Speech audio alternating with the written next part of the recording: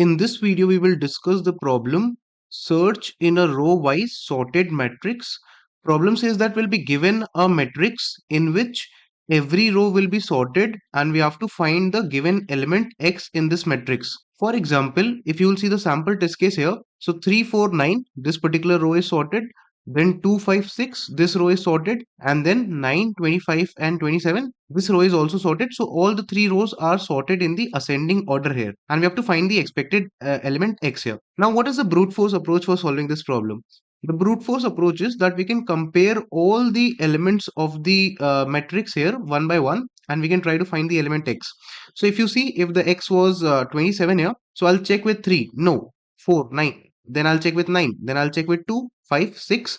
Ultimately, when I reach the last element, I'm able to find this element x here. So I'll basically say that yes, I was able to find it. Now, what is the time complexity for the brute force approach here? The time complexity for the brute force approach will be order of n into m, because indirectly we are iterating throughout the matrix here. So this takes a lot of time and we are iterating all the elements in the worst case. The space complexity will be order of 1 because I'm not taking any extra space here. Now, can we do it more optimally? Yes, we can do it more optimally by using the fact that every row is sorted in itself. So what we can do is, for every ith row, we can try to apply binary search and we can try to find the element x in that row. For example, initially we will start and we'll try to search the element 27 in the first row using binary search. It is not found, so we will try to apply binary search in the next row and we'll try to see whether we find x is equal to 27 or not. We are not able to find it. Then we'll apply binary search in the last row and then we will check, is 27 present using binary search? So yes, binary search says that 27 is present here. So how much time this approach will take? If you see, for one particular row, I'm going to apply binary search in it. So how many elements are there in one row? If you see, there are m elements in a particular row because the length of the row is the number of elements in a particular row is the size of the column. So in this case, you can see that the column size is 3.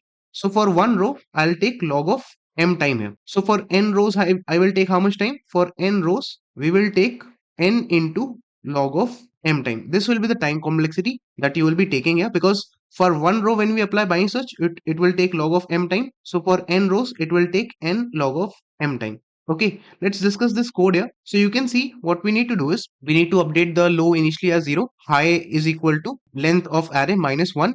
Then after this, we need to apply binary search. So we are basically trying to apply binary search here. So we have written the code for the binary search. And then while the low is less than equal to mid, we'll have a particular mid element here. And if that element is equal to the required element, then we return it. If the element is less, if the mid element is greater, then we need to search on the left side. So update the high as mid minus 1. Otherwise, update the low as mid plus 1. If we want to search on the right side, update the low as mid plus 1 here. And if the element is not found, return false. So this is the code that we have written for binary search. Now we need to apply binary search on every ith row until we find the element. So what we will do is, we'll first of all take the length of the rows and the columns. Then we'll iterate for every ith row and we'll check that if we are able to find the element x in the ith row using binary search or not. If we are able to find it, then we'll return true in that case. Otherwise, if we are not able to find after iterating through all the rows and applying binary search in every row, we are not able to find it. So we'll return false at the end. So I hope that this particular approach is clear to all of you. Let's try and submit this code now. Let us submit this code and check if it is getting accepted or not. So you can clearly see that my code was able to pass all the test cases. I hope you have understood this clearly. Make sure to comment understood. Thank you for watching this video.